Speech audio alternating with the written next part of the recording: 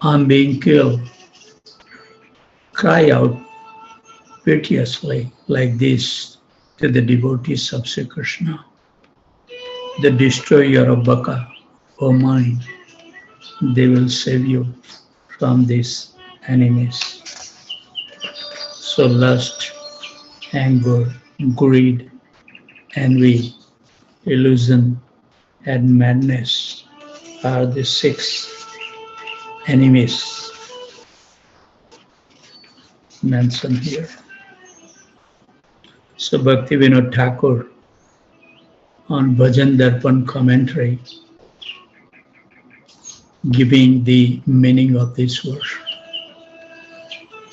Kamadi prakata patha pati vyakti karai, lust etc. the gang of plunderers on the open road.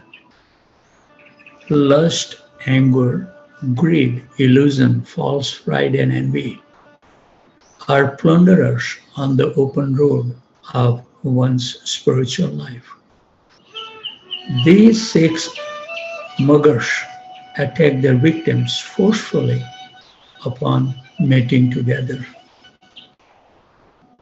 In Srimad Bhagavad Gita 262-63, a clear explanation is given on this subject matter.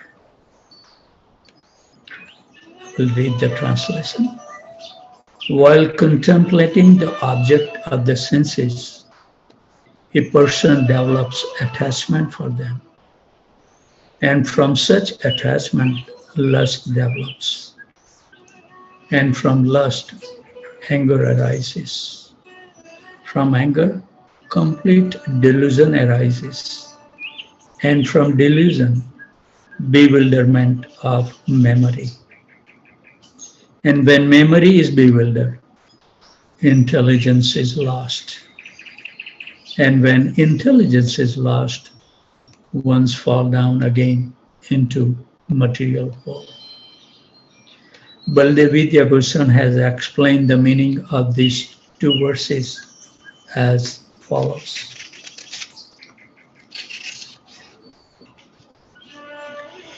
Even for those persons who have conquered their senses, if their mind is not fixed on me, Krishna, then the mind again becomes unfavorable and irrepressible. The Lord says in these two verses, the Lord continues to say, quote, when the sense object such as sound, touch, etc. are meditated upon in order to attain gratification, then the yogi who thinks repeatedly about them develop a strong attachment to such sense objects. And due to such association with sense object, a strong desire in those objects is born. If somehow the yogi is able to check the fulfillment of such strong desires, then the result is the generation of anger due to dissatisfaction, which burns the heart, thereby disturbing the yogi. From such disturbing anger comes bewilderment, which is nothing but a loss of discrimination about what should be done and what should be avoided. Due to loss of discriminating power of the intelligence, the effort of conquering over the senses start faltering. And by such forgetfulness, the enthusiasm of the intelligence to gain knowledge of the self is lost. By such loss of intelligence, the yogi falls down. In other words, such a yogi again becomes absorbed in sense enjoyment and wanders in such enjoyment. The gist is that the weak mind, having taken shelter of the lust god, engages such yogis in the service of its own objects. Therefore, my worship is prescribed for those who wish to fully conquer the mind. So we will continue reading the Manahsikhsha. Wonderful instructions will be revealed by our acharyas that we should not take lightly. Hare Krishna. So we will continue reading from Srila Prabhupada Lilamrta. We are on volume number 2, chapter title as the Beyond the Lower East Side. Let's see where we left the day. I will read one, I think, paragraph, so at least we come, because last time we did was on Friday. At last, Sanatan reached Banaras, and he went straight to the home of Chandrasekhar, where Lord Chaitanya was staying, and waited outside the door. Lord Chaitanya knew Sanatan had arrived, and he requested Chandrasekhar to go to the door and ask the devotee who was waiting there to come in. Chandrasekhar went out, but saw only the wretched-looking Sanatan, whom he took to be a half-mad Mohammedan fakir. Chandrasekhar returned to Lord Chaitanya and explained that there was no devotee outside. Quote, "Was there anyone at all?" the Lord asked. "Yes," said Chandrasekhar, "some wretched fakir." Then Lord Chaitanya went to the door and embraced Sanatan. The Lord cries tears of ecstasy, for he had at last found a devotee whom he knew was worthy to receive his entire teachings. And Sanatan cried tears of joy that his life's ambition was being fulfilled. But because he was dirty from his traveling and not worthy, he asked the Lord not to touch him. When Sanatan says that, Lord replied in the following way, quote, "It is I who benefit from touching you. Whoever touch a true devotee is blessed." Unquote. What a wonderful sentence. So Prabhupada closed the book, ending another morning session. So now we will continue. One of Prabhupada's main concern was to finish and publish as soon as possible his translation and commentary of Bhagavad Gita. And one day something happened that enabled him to increase his work on the manuscript. Unexpectedly, a boy named Neil arrived. He was a student from Antioch College on a special work-study program. And he had a school approval to work one term within the ashram of Swami Bhaktivedanta.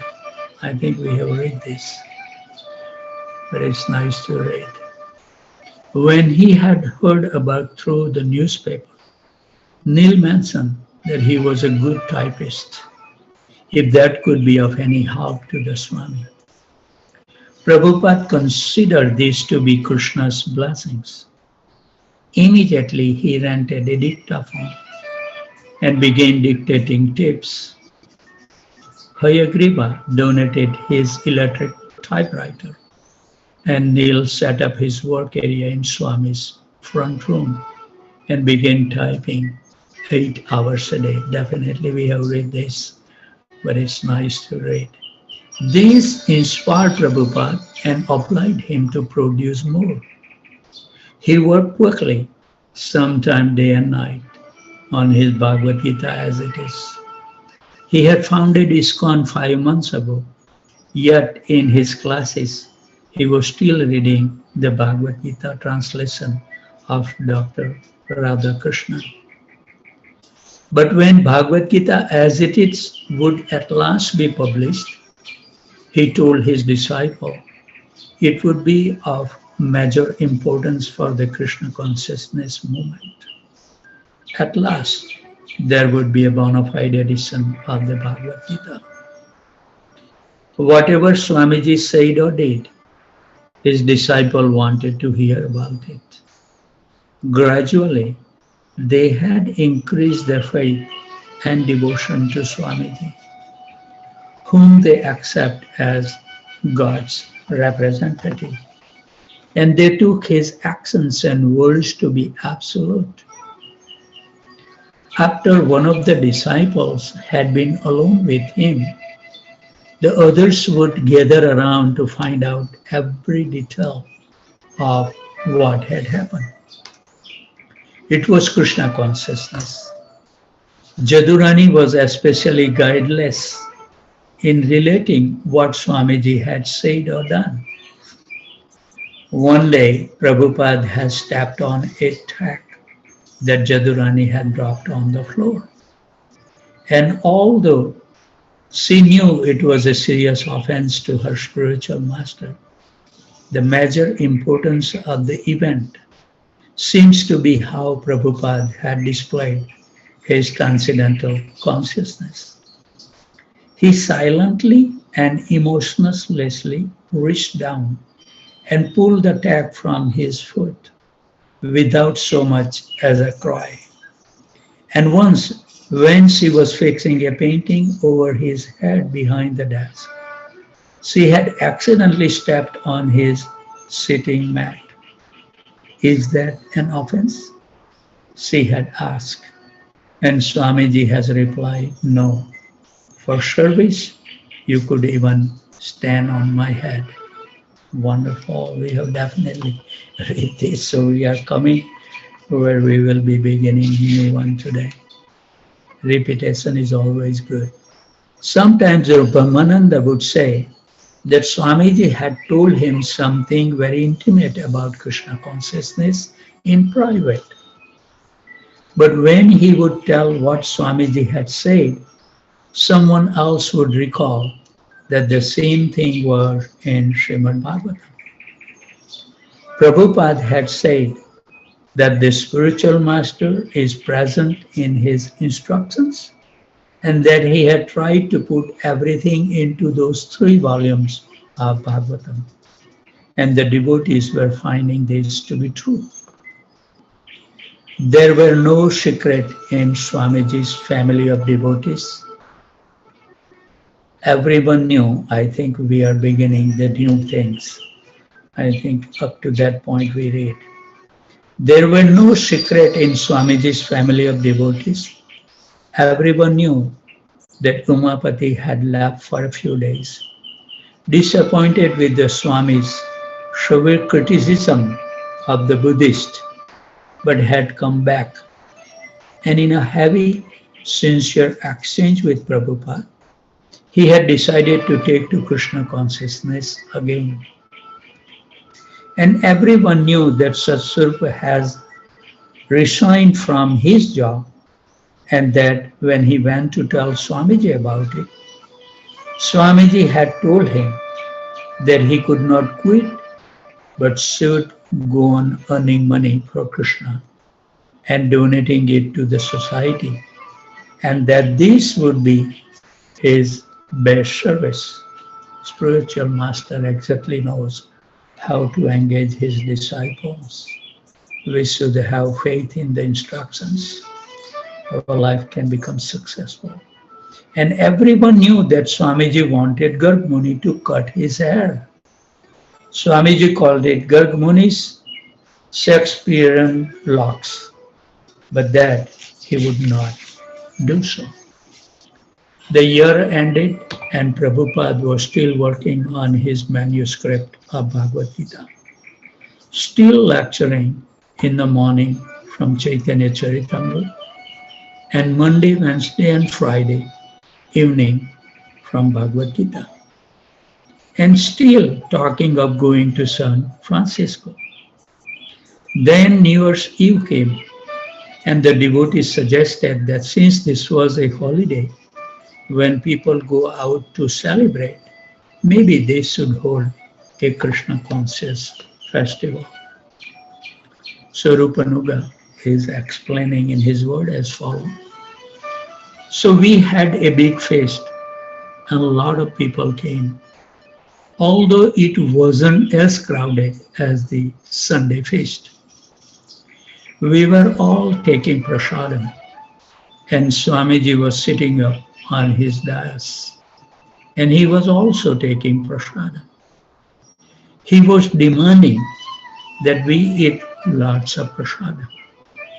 And then he was saying, chant, chant. So we were eating and chanting Hare Krishna between bites. And he was insisting on more and more prasadam. I was amazed. He stayed with us and kept insisting that we eat so much. He stayed until around 11 o'clock, and then he became drowsy, and the party was over. Morning after morning, the story of Sanatana Goswami unfolded from the pages of Swamiji's big book, which only he could read and explain. Lord Chaitanya told Sanatana that he should be very grateful that Krishna had been merciful to him. To which Sanatana Goswami replied as follows, quote, you say that Krishna is very merciful, but I do not know who Krishna is. You have saved me, unquote. Lord Chaitanya had many devotees in Benares, and he sent Sanatana to the home of one of his friends, where he could get something to eat, take a bath, shave, and dress in new clothing. Sanatana, however, refused the new clothing, and he also refused to become dependent on one place for his meals.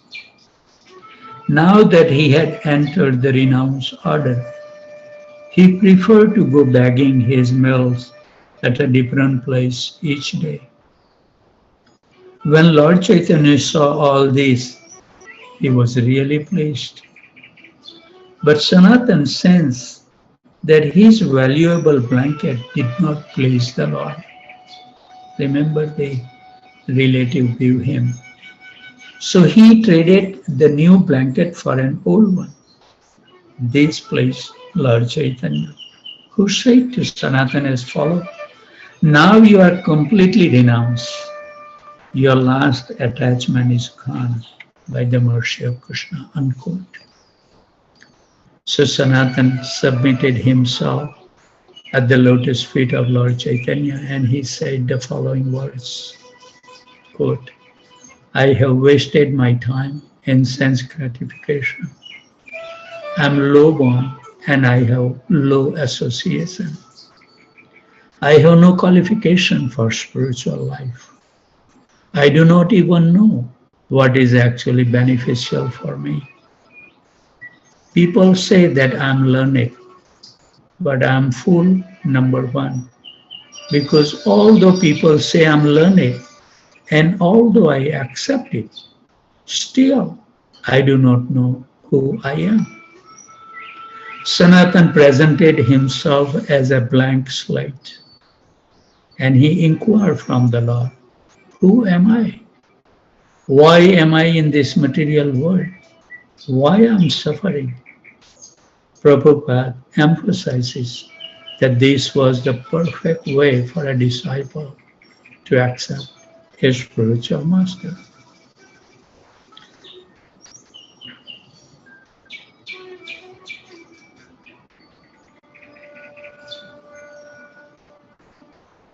This is blank slate make a lot of sense. Prabhupada used to say that to teach to Indians, because we have so much nations with the knowledge. So first thing Prabhupada has to do is to make its slate blank, to remove those misgivings. But Prabhupada appreciates the Westerners because they don't have that much information, so he can write what he would like to write. So we have to understand all these misgivings that we carry for many, many lives. Particularly, we took birth in India, holy places, but there are so many Mayavadis that has ruined our interest to surrender to Krishna. So finally, we should feel so lucky that Prabhupada came in our life to save us from the nuisance of this material existence.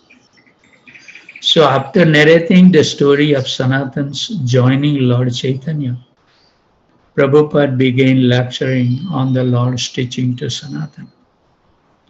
Lord Chaitanya first explained that the living being is not the material body, but an eternal living soul within the body.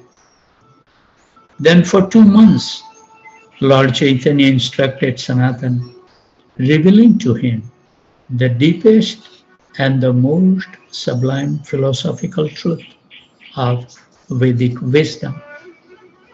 He enlightened Sanatan regarding the soul and its relationship with Krishna, the nature of the material and spiritual world, the characteristic of a fully realized soul, and the transcendental nature of Lord Krishna and his unlimited forms, expansion, incarnations, and the divine pastimes. He explains the superiority of the path of Bhakti Yoga over the path of philosophical speculation and yogic mysticism. And he revealed to Sanatan the esoteric knowledge of spiritual ecstasy experienced by those souls who have achieved pure love for Krishna. These teachings of the Lord were like an ocean that overflooded the mind of Sanatana Goswami with its sweetness and grandeur. When Lord Chaitanya has finished instructing Sanatan, he gave Sanatan the benedictions that all those sublime teachings would be fully manifested within his heart, thus enabling him to compose transcendental literatures.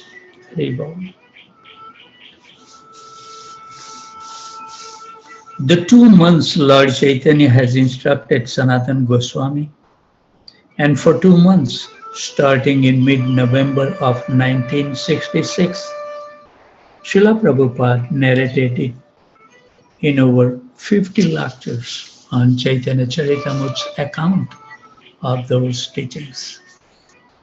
Although each of his talks covered the subject matter of the verses, his lectures were never limited to his subjects, nor were they prepared talk from the heart. Sometimes during the evening gathering in his room, Swamiji would ask whether Mukunda was ready on the West Coast. For months, Prabhupada's going to the West Coast had been one of a number of alternatives. But then, during the first week of the new year, a letter arrived from Mukunda.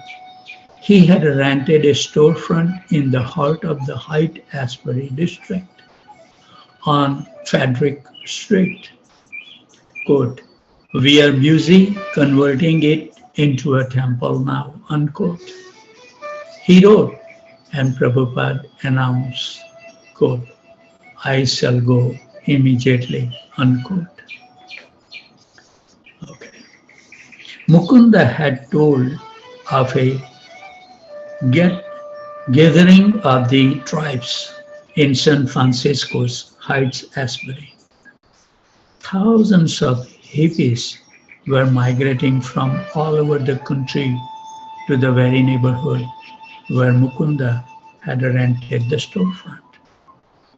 It was a youth renaissance much bigger than what was going in New York City. In a scheme to raise funds for the new temple, Mukunda was playing a mantra rock dance, and famous rock bands were going to appear, and Swami Bhaktivedanta and the chanting of the Hare Krishna were to be the center of attraction. Although in his letter Mukunda had enclosed a plane ticket, some of Swamiji's followers refused to accept that Swamiji would use it. Those who knew they could not leave New York began to criticize the idea of Swamiji going to San Francisco. They didn't think that people out on the West Coast could take care of Swamiji properly. Swamiji appearing with rock musicians, those people out there didn't seem to have the proper respect. Anyway, there was no suitable temple there. There was no printing press, no Back to Godhead magazine. Why should Swamiji leave New York to attend a function like that with strangers in California? How could he leave them behind in New York? How could their spiritual life continue without him? Timidly, one or two dissenters indirectly expressed some of those feelings to Prabhupada, as if almost wishing to abolish him for thinking of leaving them, and even hinting that things would not go well, either in San Francisco or New York, if he departed. But they found Prabhupada quite confident and determined. He did not belong to New York, he belongs to Krishna.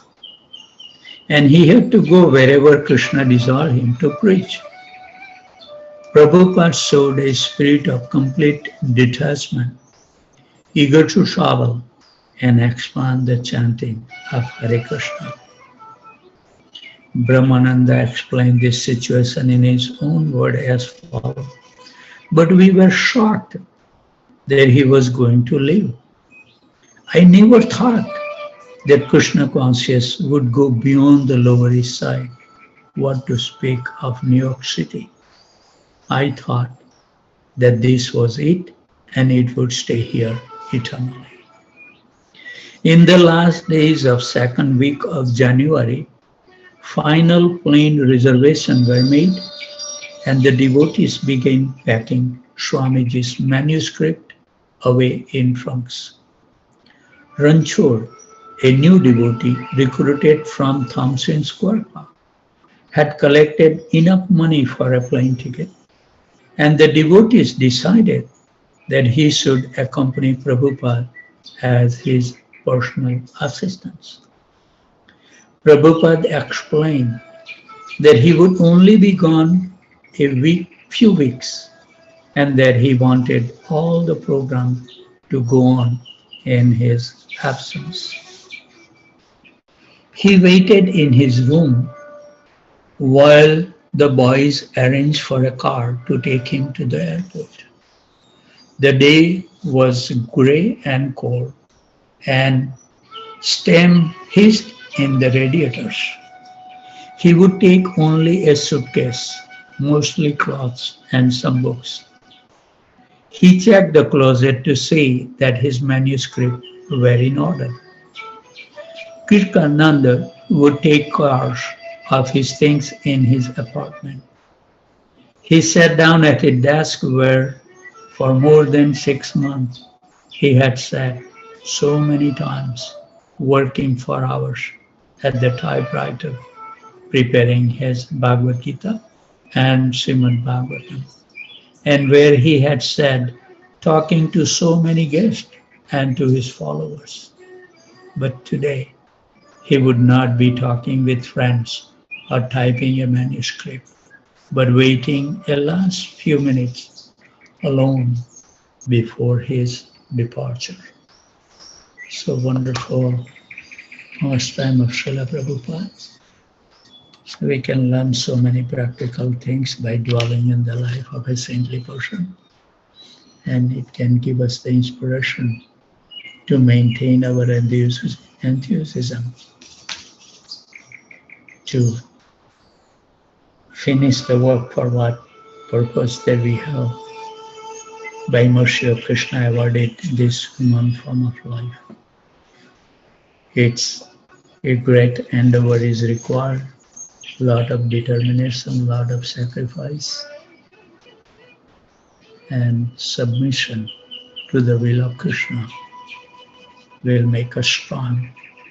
Anything happens in our life, we should accept as a mercy of Krishna and take all the challenges, obstacles for purification of our soul. And it does if we take it sincerely.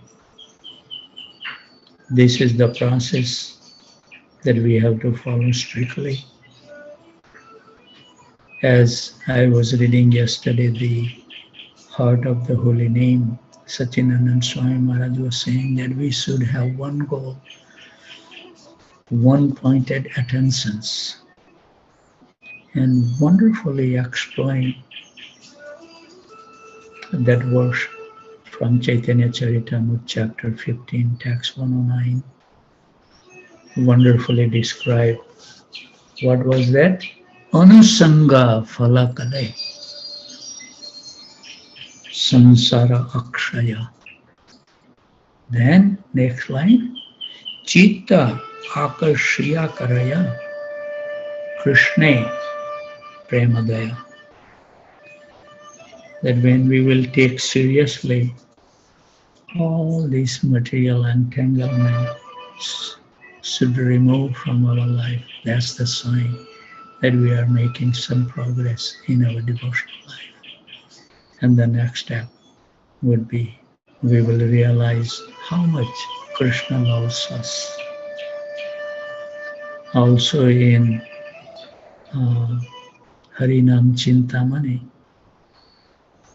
text 263, it mentions that we should have unwavering faith in the process of chanting Hare Krishna Mahamantra, which is a Yuga Dharma, which can give us everything what we need in our life.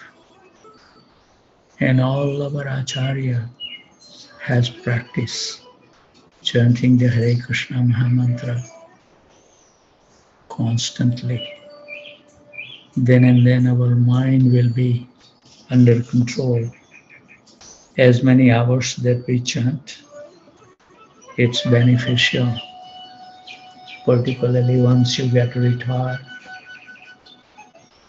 We should make a plan to retire early and try to observe in the holy name. It gives us the immense strength. No matter how difficult the path may become, you will become much more stronger.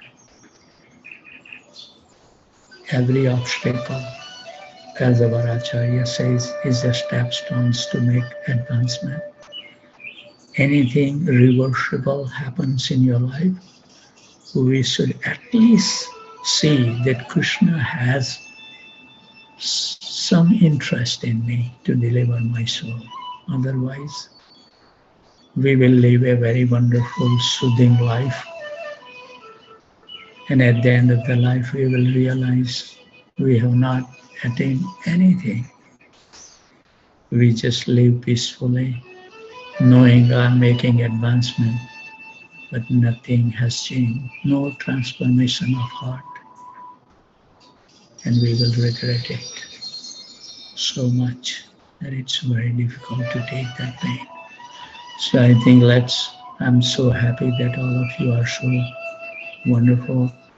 And I think my experiences, I have chanted in a very, very different companies of devotees. But one thing I can share, that last Saturday, that we were chanting everyone one round. My heart was melted to see that for 7.5 hours we chanted, every one of you.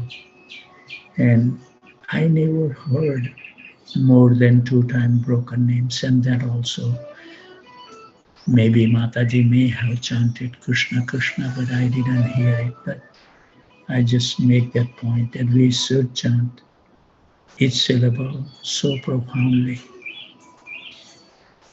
We may keep on chanting the broken names for many, many years, many, many lives, but it won't change or it won't purify our heart with misgiving, nuisance, ignorance, and illusions. But if we sincerely utter the holy name in the inner core of our heart, where we should feel that vibration in our heart when we chant the holy name, and that's the reason one of the practical